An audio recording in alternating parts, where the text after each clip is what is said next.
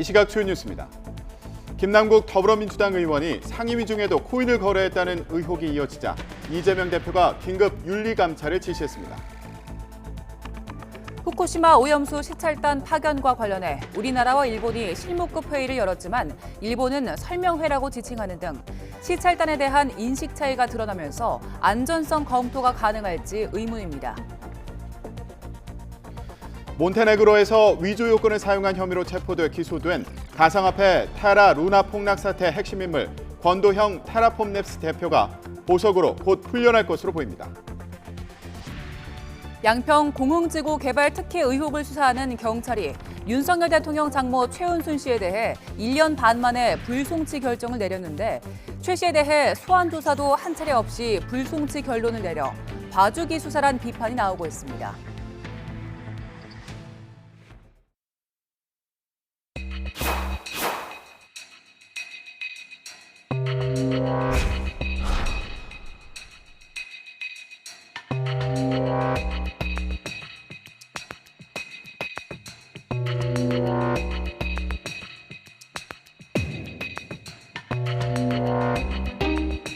전부 다 사실이라면 의원직 사퇴까지도 할 수 있다고 생각합니다. 김남국 코인 게이트에 대해 이처럼 다양한 의혹들이 제기되고 있는 만큼 코인 거래 내역과 보유 내역에 대한 국민권익위원회 차원의 전수조사를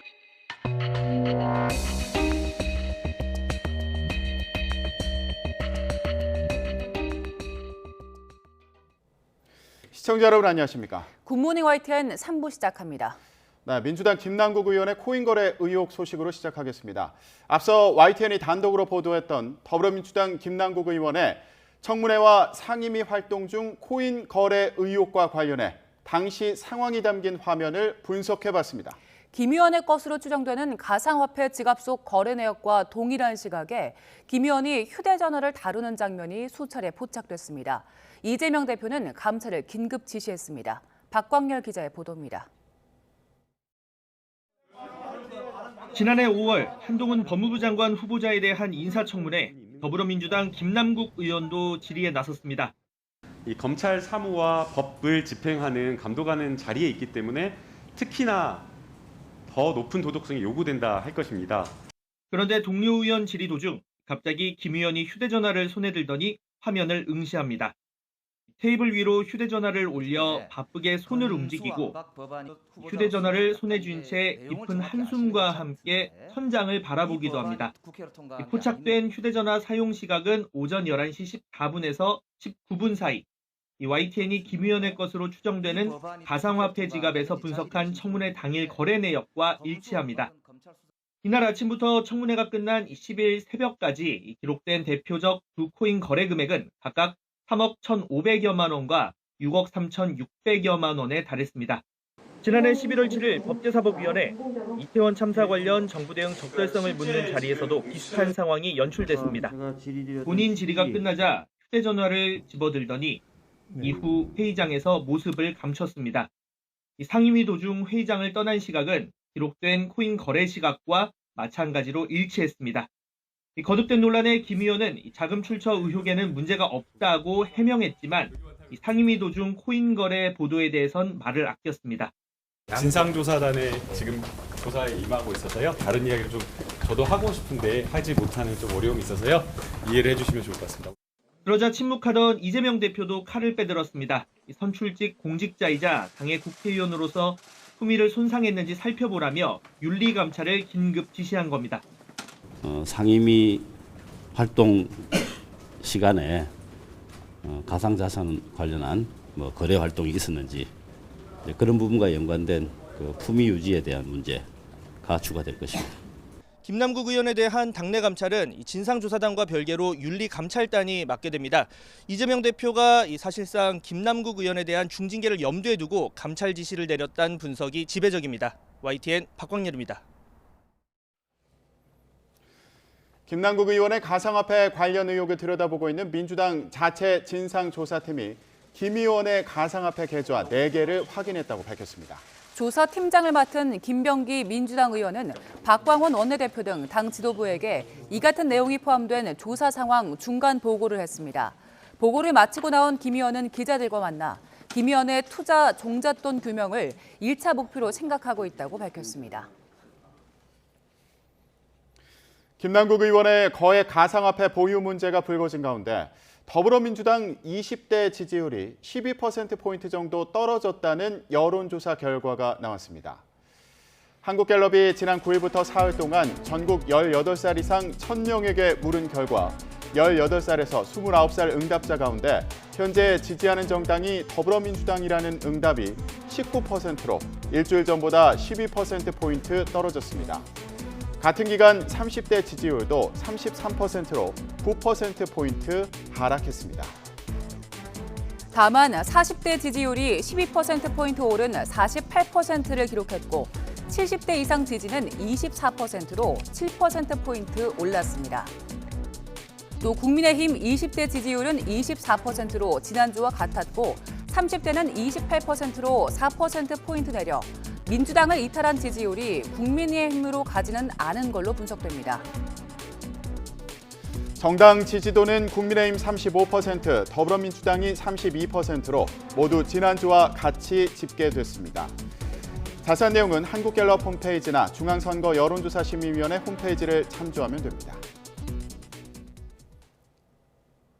국민의힘 하태경 의원은 민주당 김남국 의원의 가상화폐 거액 투자 논란으로 주목받게 된 P2E 코인과 관련한 입법 로비가 지난 대선 당시에 있었다고 주장했습니다.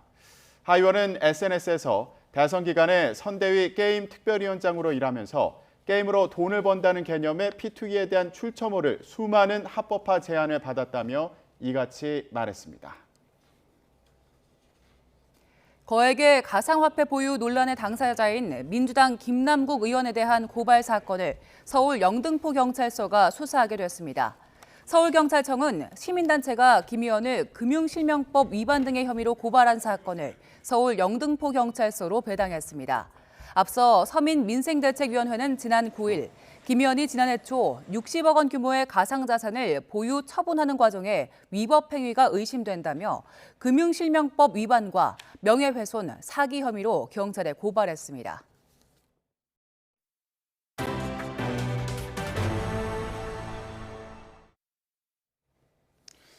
후쿠시마 원전 오염수가 있는 현장에 우리 시찰단을 파견하기 위한 한일 국장급 실무진 회의가 열렸습니다. 정부는 최고 전문가로 시찰단을 구성해 방류의 안전성을 검토하겠다고 강조했는데요. 그 역할을 두고 양국 간의 시각차가 있어서 실질적인 조사 활동이 가능할지 미지수입니다. 임성재 기자가 보도합니다. 외교부 윤현수 기후환경과학 외교국장과 일본 외무성 카이유 아츠시 군축 불확산 과학부장이 서울에서 만났습니다. 지난 한일 정상회담에서 양국 정상이 한국 전문가 시찰단의 후쿠시마 오염수 현장 파견에 합의한 데 따라 세부 일정을 조율하기 위해서입니다. 예고된 현장 시찰 날짜는 오는 23일과 24일. 양측은 20명 안팎으로 예상되는 한국 시찰단의 구체적인 규모와 역할, 활동 일정 등을 논의했습니다.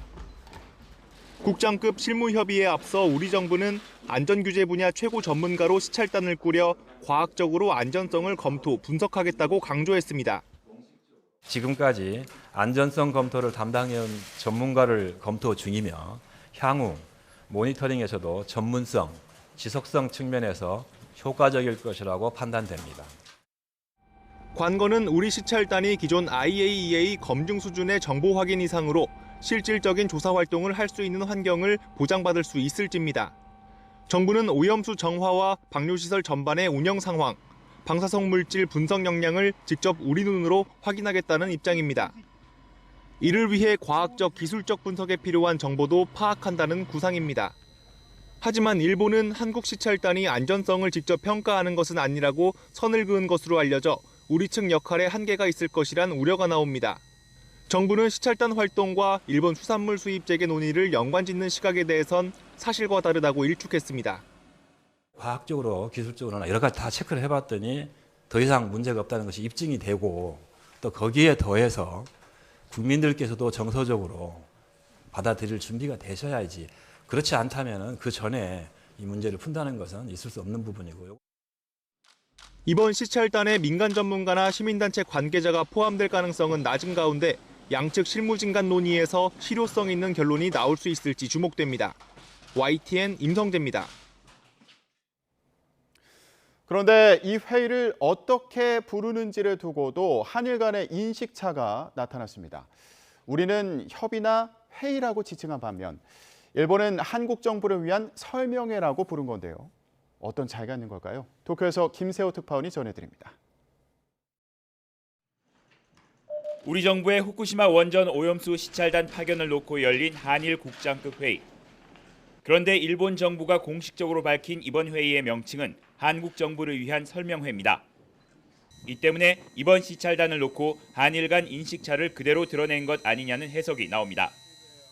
우리 정부는 실효성 있는 안전성 검증과 이를 위한 일본 측과의 협의를 강조하는 반면 일본은 원전 오염수가 안전하다는 것을 설명하고 이해시키는 데 방점을 찍는다는 겁니다. 이번 회의가 열리기 전 일본 정부는 오염수 해양 방류를 계획대로 진행하겠다고 거듭 밝혔습니다. またALPS処理水の海洋放出の時期については本年春から夏頃とお示しをしており、このスケジュールに変更はありません。 특히 한국 시찰단의 오염수 안전성 평가 여부에는 선을 이미 그은 상태입니다. あくまで韓国側の理解を深めてもらうための対応ということでありまして、IAEA のレビューのように何かALPS処理水の安全性について評価や確認を行うものではないと。 IAEA가 조사를 진행하는 만큼 한국 시찰단이 별도로 조사 활동을 벌이기는 어렵다는 겁니다. 우리 정부의 오염수 시찰단이 후쿠시마 원전에서 얼마만큼 활동을 보장받을 수 있느냐에 따라 이번 시찰단의 실효성이 판가름 날 것으로 보입니다. 도쿄에서 YTN 김세호입니다. 몬테네그로에서 위조 여권을 사용한 혐의로 체포돼 기소된 가상화폐 테라 루나 폭락 사태 핵심 인물 권도형 테라폼랩스 대표가 석방될 것으로 보입니다. 몬테네그로 수도 포드고리차 지방법원은 현지 시각 12일 공식 홈페이지를 통해 권 대표와 그의 측근 한모 씨의 보석을 허가했다고 밝혔습니다. AP통신은 권 대표와 한모 씨가 조만간 보석금으로 각각 40만 유로, 약 5억 8천만 원을 내고 석방된다고 보도했습니다. 포드고리차 지방법원도 보석금을 받는 즉시 이 두 사람이 석방된다고 밝혀 석방 상태에서 재판을 받게 됐습니다. 법무부는 몬테네그로 법원에서 보석 결정을 받은 가상화폐 테라 루나 폭락 사태의 핵심 인물 권도형 테라폼랩스 대표에 대해 여전히 국내 송환을 위한 범죄인 인도 절차에 최선을 다한다는 입장이라고 밝혔습니다. 법무부 관계자는 몬테네그로에서 위조 요건을 사용한 혐의로 기소된 권 대표가 풀려나도 현지 형사재판 절차는 계속되는 만큼 상황이 크게 달라지는 건 없다며 이같이 설명했습니다. 최근 불거진 주가 조작 폭락 사태에서 투자자문업체 라더견 대표를 도와 주가를 띄운 혐의 등을 받는 최측근 2명이 구속됐습니다. 이들은 라 대표를 도와 서로 주식을 사고 팔 가격을 띄우는 통정매매 방식으로 최소 2,640억 원의 수익을 거두고 이 가운데 절반인 1,320억 원을 투자자들로부터 수수료 명목으로 챙긴 혐의 등을 받습니다. 검찰이 라 대표에 이어 측근 2명의 신병도 확보함에 따라 이번 주가 조작 사태와 연루된 정재계 언론계 인사를 겨냥한 수사에 본격적으로 속도가 붙을 전망입니다. 조만간 4년 만에 태평양 적도 부근 온도가 높아지는 엘니뇨 현상이 나타날 걸로 예고됐습니다. 내년에 지구가 가장 뜨거운 해로 기록될 거란 암울한 전망이 나오고 있는데요. 그 여파로 식탁 물가도 들썩일 수 있다는 경고가 나왔습니다. 이승은 기자의 보도입니다. 맛집으로 소문난 동네 베이커리입니다. 빵 만드는 손길이 분주하지만 사장님 마음은 그리 밝지 않습니다. 지난 3년 새 도매상 밀가루 값이 2배 뛰었는데 설탕값마저 심상치 않습니다. 밀가루가 10,000 얼마대가 있었고 막 그랬는데 요즘은 2만 3만대가 가버리니까 더블로 했잖아요. 더블로기 때문에 근데 해서 뭐 우리가 빵을 또 더블 올릴 수는 없잖아요. 뭐 1,000원짜리가 뭐 3,000원 받아버릴 수도 없고. 국제 원당 값이 지난 2년 새 24%나 오르더니 지난달에는 세계 설탕 가격 지수가 11년 6개월 만에 최고치를 찍었습니다. 여러 원인이 있지만 라니냐 현상에 따른 가뭄과 홍수로 인도의 생산량 감소가 큰 영향을 미쳤습니다. 지난 2월 라니냐는 사라졌지만 6월부터는 엘니뇨가 본격적으로 시작돼 내년에 절정에 이를 것으로 보입니다. 국제금융센터는 호주와 인도, 동남아, 남미 등 엘니뇨에 취약한 나라들의 농산물 작황이 나빠져서 전 세계 수급에 불안 요인이 될 수 있다고 경고했습니다. 실제 역대 가장 더워서 슈퍼 엘니뇨의 해로 기록된 2016년을 전후해 세계 원당 생산량은 7%, 옥수수는 4% 넘게 줄었습니다. 국제 곡물 가격이 올라가게 되면은 일단은 축산물 사료라든지 아니면 그 가공식품에 들어가는 이제 원료 가격 상승이라든지 특히나 원당도 마찬가지고 이제 그런 그 가공식품에 들어가는 원료 인상 요인으로 작용을 하게 되죠. 러시아 우크라이나 전쟁 여파에 엘니뇨 리스크까지 가세해 물가 전망을 어둡게 하고 있습니다. YTN 이승은입니다. 한국전력이 지난 1분기에 6조 원이 넘는 영업 손실을 기록했습니다. 한전은 1분기 결산 결과 매출액은 21조 5,940억 원, 영업 손실은 6조 1,776억 원을 기록했다고 밝혔습니다. 한전은 전기요금 인상 등으로 매출액이 5조 1,000억 원 늘었지만 연료비와 전력 구입비 증가 등으로 영업비용이 3조 5천억 원 늘어 지난해보다 적자폭이 줄었다고 설명했습니다. 지난해에 이어 올해도 대규모 적자가 발생한 한국전력이 전기요금 인상에 앞서 자구안을 발표했습니다. 자구안에는 부동산 매각과 전체 임직원 임금 동결 등으로 2026년까지 25조 7천억 원 규모의 재무 개선 노력을 기울이겠다는 내용이 담겼습니다. 이번 자구안은 2월 발표된 계획보다 규모가 5조 6천억 원 더 커졌습니다. 정승일 한국전력 사장이 사퇴했습니다. 정 사장은 사퇴 후 전한 입장문에서 국민에게 전기요금과 관련해 부담을 드려 송구스럽고 한전은 막중한 책임감을 절감하고 있다고 밝혔습니다. 미국 연방정부의 채무 불이행, 디폴트 우려가 커지는 가운데 국제통화기금 IMF가 이번 사태가 세계 경제에 미칠 심각한 영향을 경고했습니다. 줄리 코잭 IMF 대변인은 현지 시각 11일 브리핑을 통해 만약 미국이 디폴트에 빠진다면 차입 비용 증가 가능성을 포함해 미국뿐 아니라 세계 경제에 매우 심각한 영향을 줄 거라고 말했습니다. 미국 최대 은행인 JP 모건 체이스의 제이미 다이먼 최고 경영자가 미 연방정부의 디폴트 가능성에 대비해 전시 상황실을 가동 중이라고 밝혔습니다. 다이먼 CEO는 블룸버그 TV와의 인터뷰에서 디폴트가 현실화할 경우 미국에 재앙이 될 수 있을 거라며 이같이 말했습니다.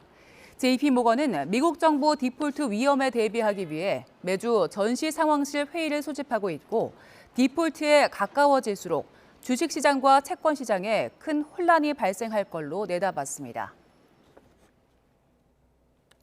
데이비드 멜패스 세계은행 총재가 선진국 부채가 세계 경제의 골칫거리가 됐다고 밝혔습니다.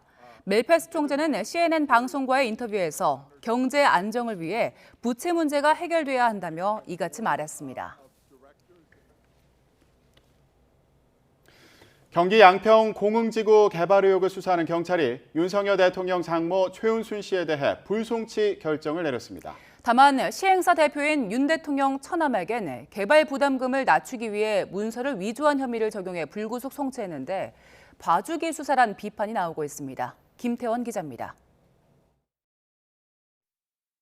지난 2016년 경기 양평 공흥지구에 준공된 350세대 규모의 아파트. 윤석열 대통령의 처가에서 운영하는 시행사가 지은 곳입니다. 장모 최은순 씨가 설립자로 현재 대표는 김건희 여사의 친오빠인 김모 씨가 맡고 있습니다. 애초 허가받은 공사기간을 넘겼는데 양평군이 알아서 사업 만료일을 늦춰준 데다 지난 10년 동안 개발된 양평 아파트 가운데 유일하게 개발 부담금을 한 푼도 내지 않아 특혜 의혹이 불거졌습니다.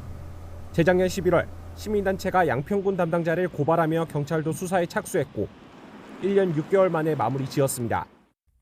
경찰은 공사가 시작된 직후인 지난 2014년 11월 최은순 씨가 대표이사 자리에서 물러났다는 데 주목했습니다. 때문에 최 씨가 공흥지구 사업에 관여한 정황은 없다고 판단하고 검찰에 넘기지 않기로 했습니다. 2011년까지 사내이사를 맡았던 김건희 여사에 대해서도 같은 이유로 불송치 결정했습니다.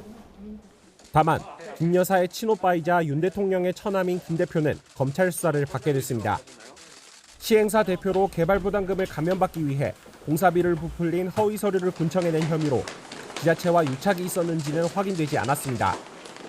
대신 양평군 공무원 3명은 사업 기간을 뒤늦게 연장해주면서 마치 가벼운 사안인 것처럼 보고서를 꾸민 혐의로 검찰에 넘겨졌습니다.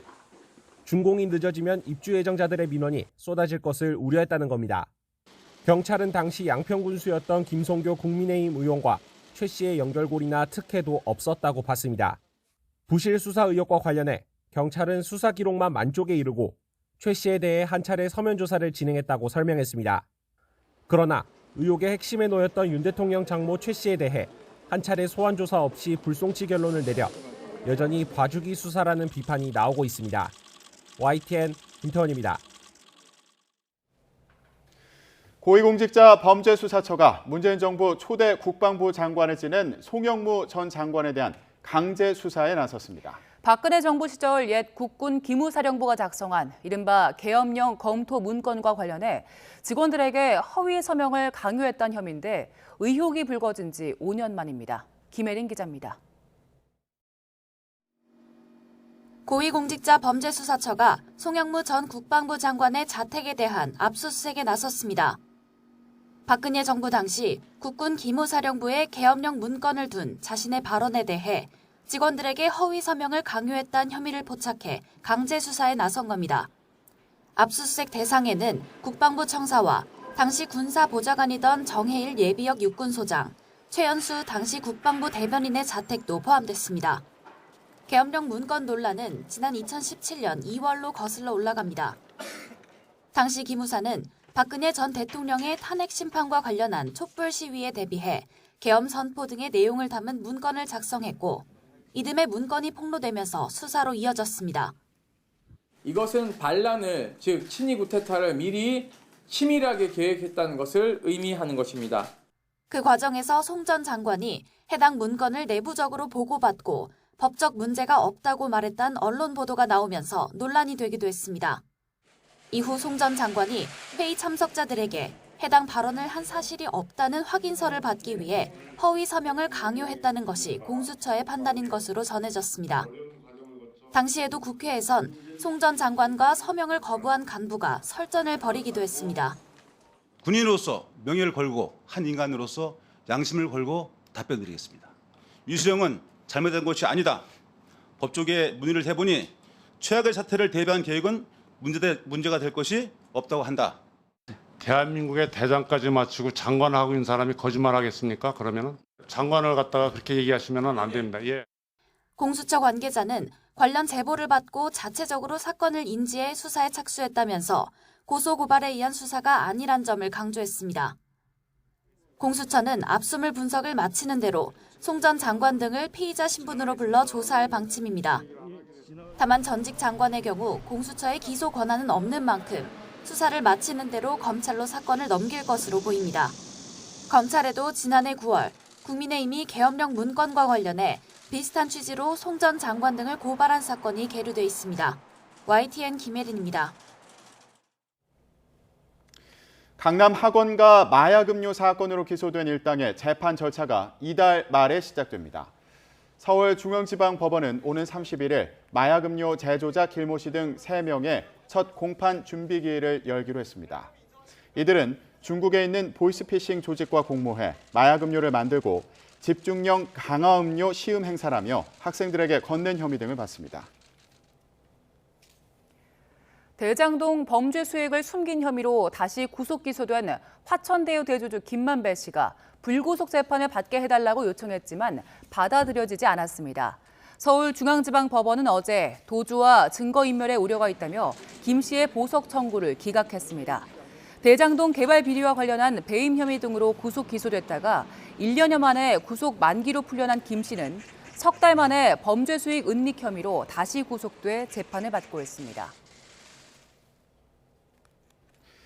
유동규 전 성남도시개발공사 본부장이 이재명 더불어민주당 대표의 최측근인 정진상 전 정무조정실장과 김용 전 민주연구원 부원장의 술값이 부담돼 뇌물을 받기 시작했다고 주장했습니다.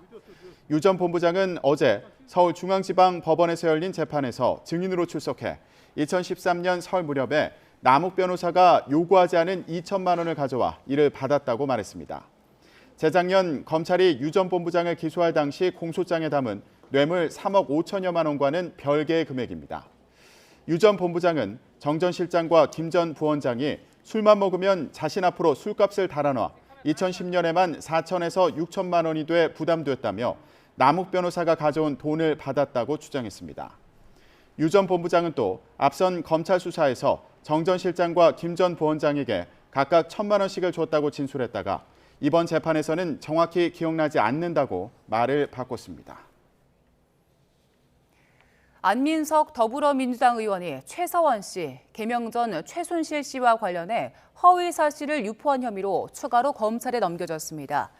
경기 오산경찰서는 지난 8일 명예훼손 혐의로 안 의원을 송치했습니다. 안 의원은 지난 2016년 11월 라디오 프로그램에 출연해 독일 검찰이 독일에 있는 최 씨의 재산을 추적하고 있는데 돈 세탁 규모가 수조 원대라며 허위 사실을 유포한 혐의를 받습니다. 요즘 지자체마다 인구가 줄어들어서 고민이 많은데요. 그런데 인천 서구는 전국 자치구 가운데 세 번째로 인구 60만 명을 넘었습니다. 현재 인구 1위는 서울 송파구인데 신도시 개발의 영향으로 조만간 인천 서구가 1위에 등극할 날이 머지 않은 걸로 보입니다. 강성욱 기자의 보도입니다. 5월 1일 현재 인천 서구 인구가 61만 3천 명을 기록했습니다. 서울 송파구가 65만 8천 명으로 1위를 차지하고 있고 인천 서구가 그 뒤를 잇고 있습니다. 대구 달서구도 2015년 인구가 60만 명을 넘었지만 인구 감소로 최근에는 50만 명대에 머물고 있습니다. 1988년 인천 북구에서 분구한 서구는 당시 갯벌을 건너야 갈 수 있다는 의미의 개건너라 불리던 인천의 변방이었습니다. 미나리밭이 많아 미나리꽝으로 불리기도 했습니다. 2000년대 들어 신도시 개발이 본격화하면서 서구는 눈부시게 바뀌었습니다. 경제 자유구역인 청라 국제도시를 비롯해 검단 신도시, 행정복합다운 루원시티가 개발되면서 인구 유입도 빠르게 이루어졌습니다. 서구에 사는 사람이라면 내 삶에 대해서 누군가가 신경 써주고 있구나. 그것이 가깝게는 구청이고 크게는 대한민국 정부가 되는 그러한 도시를 좀 만들고 싶은 꿈이 있습니다.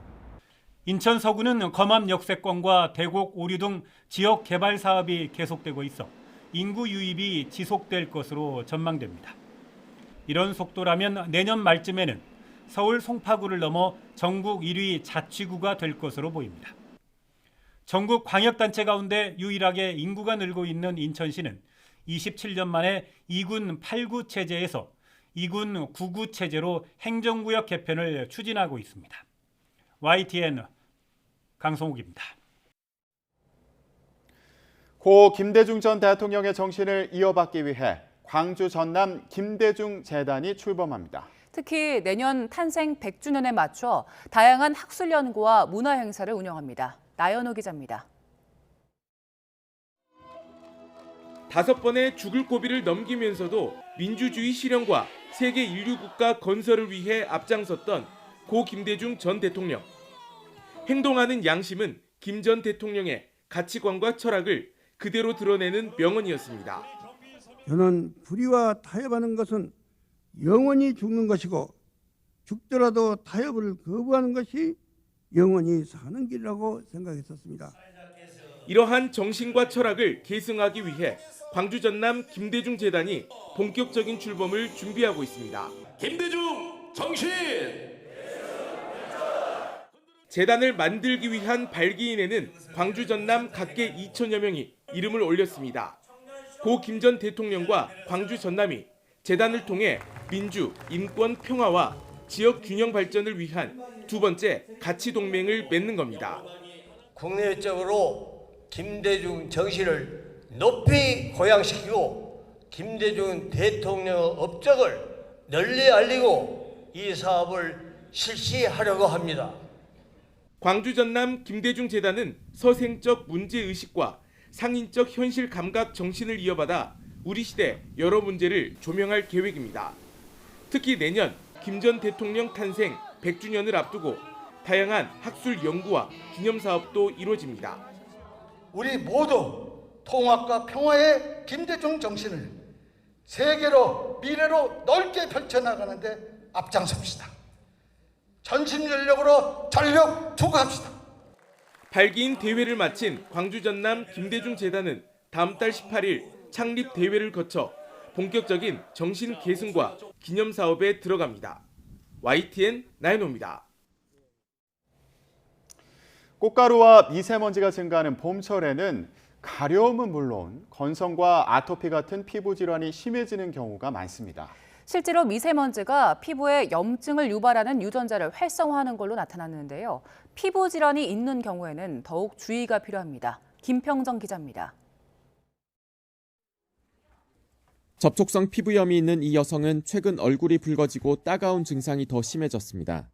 해마다 꽃가루와 미세먼지가 많아지는 봄이 되면 이런 증상 악화를 겪어왔습니다.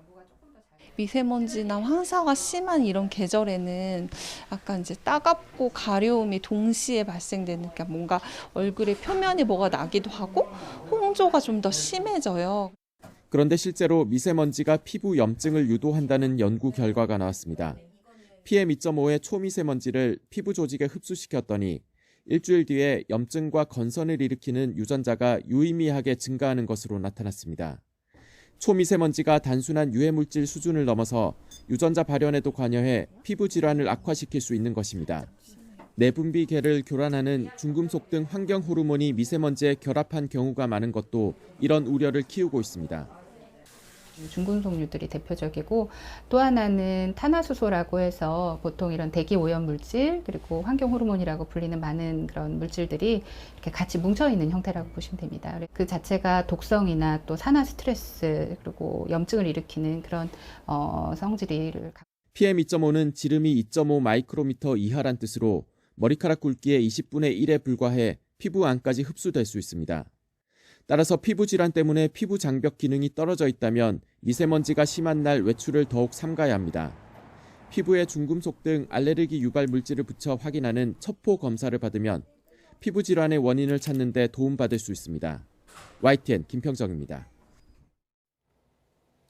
우크라이나군이 동부 격전지 바흐무트에서 대반격에 나선 가운데 러시아 용병 수장이 러시아군을 맹비난하고 나서면서 내부 조짐을 보이기 시작했습니다.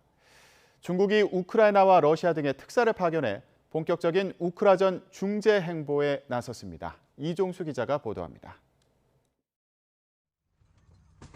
우크라이나군이 중국 최대 격전지 바흐무트 근방에서 전투를 벌이며 영토를 되찾는 동영상을 어제 공개했습니다. 우크라이나군은 이번 전투에서 러시아 최정예 부대로 불리는 72 자동 소총 여단을 퇴각시키고 여의도 면적의 2.7배쯤 되는 영토를 수복했다고 발표했습니다. 젤렌스키 대통령도 대반격에서 승리한 데 고무된 모습을 보였습니다. Що важливо розуміти зараз? Окупанти вже внутрішньо готові до поразки. Вони вже програли цю війну в своїх думках.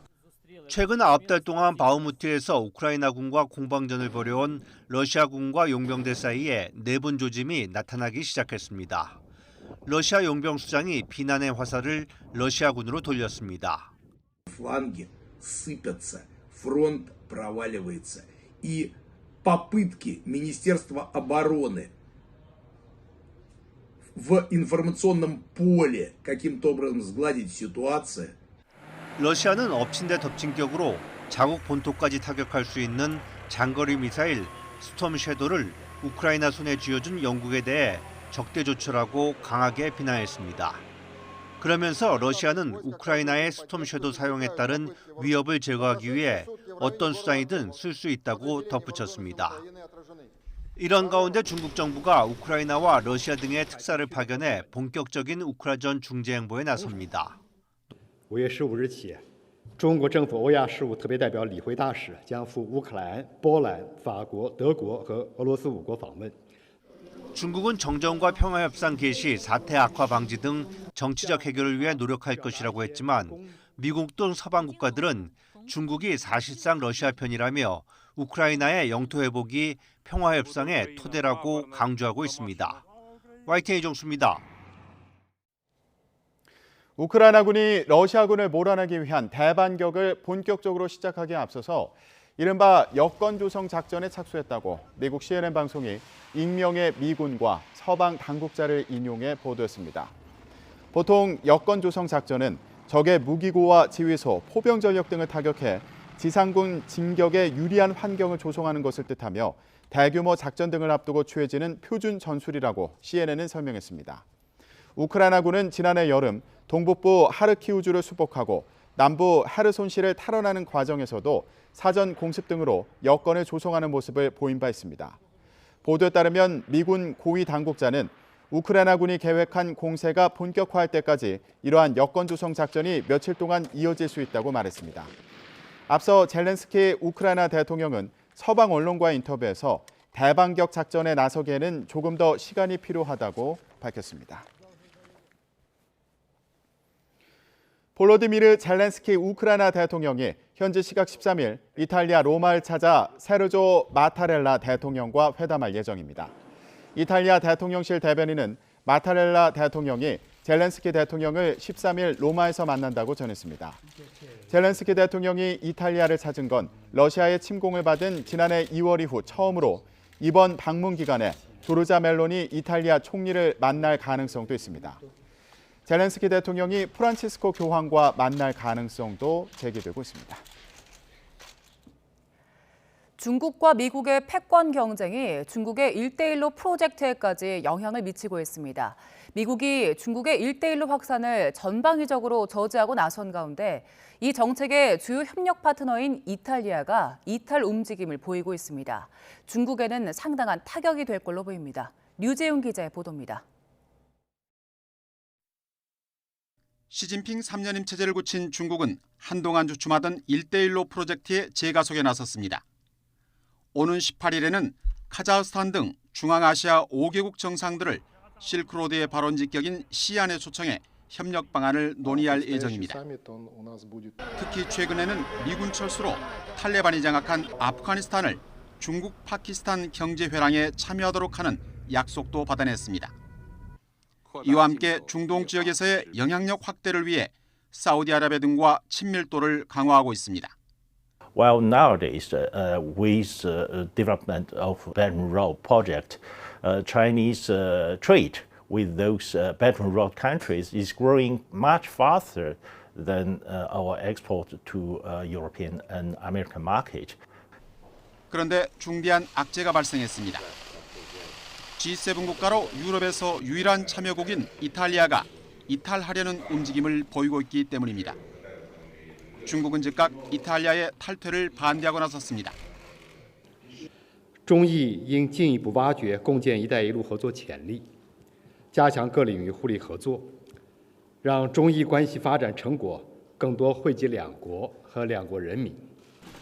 지난 2019년 미국의 반대에도 1대1로에 참여했던 이탈리아가 돌연 반중 노선으로 돌아서려는 것은 반도체 공급망의 안전한 확보 때문인 것으로 해석되고 있습니다.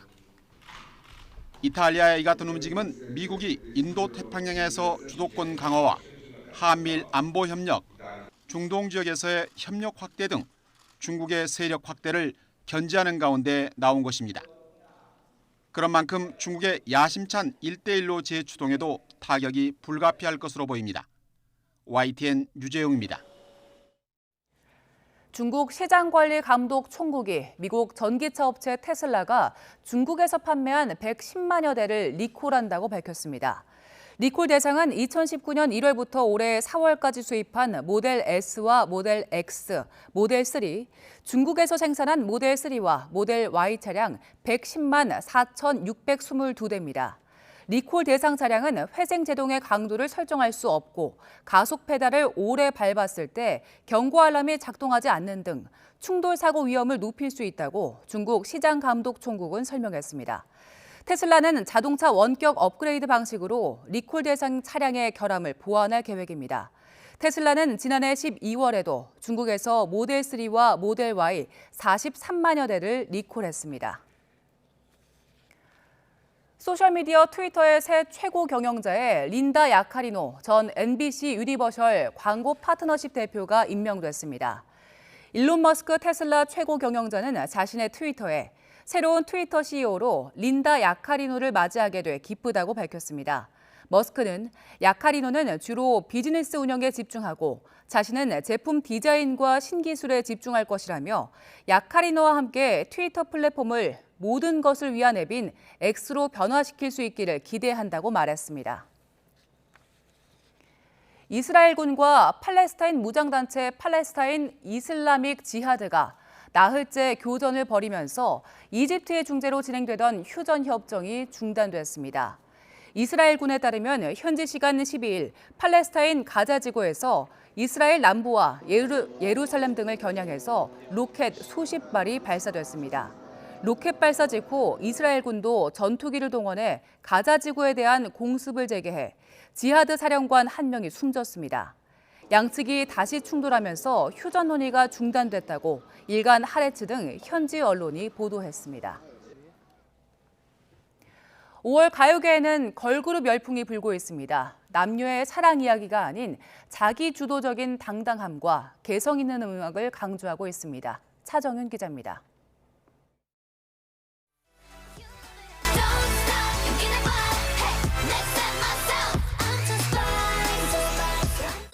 걸그룹 에스파가 가상세계 광야의 여전사에서 벗어나 통통 튀는 하이틴 드라마 주인공의 모습으로 돌아왔습니다. 스파이시라는 곡 이름처럼 노랫말에는 매콤하고 톡톡 쏘는 특유의 매력을 당돌하게 드러냅니다. 이제 저희 나이 또래에 맞게 하이틴스러운 그런 감성을 녹여내고자 열심히 노력을 했고 자유분방한 느낌을 주려고 많이 노력을 했던 것 같아요. 너의 이도대로 따라가진 않을 거야 난 똑똑하니까. 걸그룹 아이브도 남에게 끌려다니지 않는 주체적인 삶을 노래하며 나르시시즘이라는 팀의 색깔을 안착시켰습니다. 두려움이 없다는 뜻을 팀명으로 내세운 르세라핌은 타인의 평가를 거부하고 금기를 깨서 한계를 뛰어넘겠다는 의지를 가감없이 드러냅니다. 여기는 세상의 편견과 평가에 대한 르세라핌의 자세를 제일 잘 보여드릴 수 있는 곡이지 않을까 싶습니다. 녹음을 할 때도 약간 되게 껄렁껄렁한 자세로 네가 뭔데? 이런 느낌으로 불러달라는 디렉을 받았었거든요. 이처럼 4세대 아이돌이라고 불리는 걸그룹의 최근 발표곡들은 주체성이라는 키워드로 집약됩니다.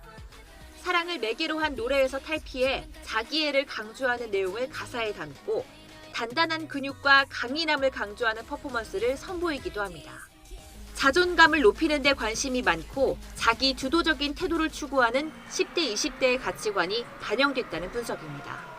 요즘 가수들이 대부분 Z세대인데다가 음악의 핵심 소비자도 같은 세대여서 또래 집단의 생각과 의지를 강조하고 자신을 사랑하고 능동적인 삶을 추구하는 세대의 변화처럼 Z세대가 주요 소비자인 K-팝의 트렌드 역시 이에 맞춰 진화하고 있습니다.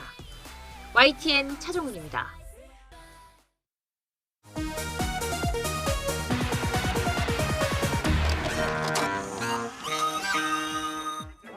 미움을 당할까봐 찾아가서 한 경우도 있었죠. 계속 있었죠. 근데 스승의 날이라는 자체가 없어졌으면 좋겠어요.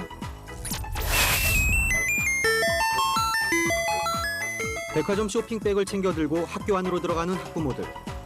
5월 15일 스승의 날이 언제부턴가 부담스러운 날이 돼버렸습니다. 어느 정도 이제 갔다가 안 갔다 그러면 엄마 선생님이 자꾸 꼬집어 선생님들이 가장 싫어하는 품목이 꽃바구니래요. 처치곤란이 일어나요. 아버지들이 야산에서 직접 꺾어 손수 만든 회초리 몇 다발을 교장 선생님께 전달합니다. 이 회초리는 우리 학급에 늘 걸어놓고 매 수업 시간마다 여러분들에게 선생님을 기쁘게 해드리겠다며 정교생이 자진해 준비한 무대. 아이들이 마련한 깜짝 이벤트에 담임 선생님의 얼굴에는 한박 웃음이 피어납니다.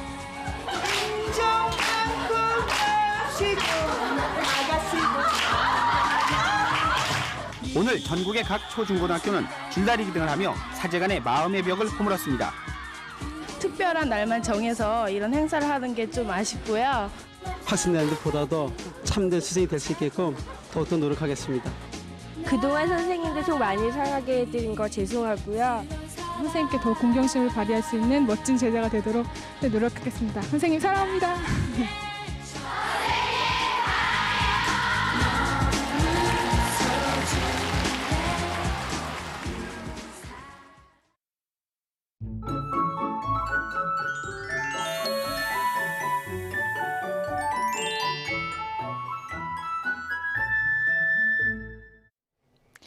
아침엔 다소 쌀쌀합니다. 현재 서울 기온이 13도인데요. 낮에는 23도, 대전은 25도까지 올라서 따뜻하겠습니다. 큰 일교차 염두에 두시고 겉옷 챙기시길 바랍니다.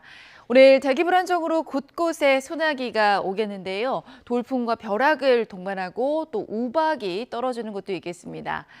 현재 경남 해안에 비가 이어지고 있습니다. 경남 해안과 경북 동해안은 저녁까지 비가 오겠습니다. 대기질은 양호하겠고요. 수도권만 오전에 일시적으로 공기가 탁할 것으로 보입니다. 현재 기온은 서울이 13도, 춘천이 9.8도고요.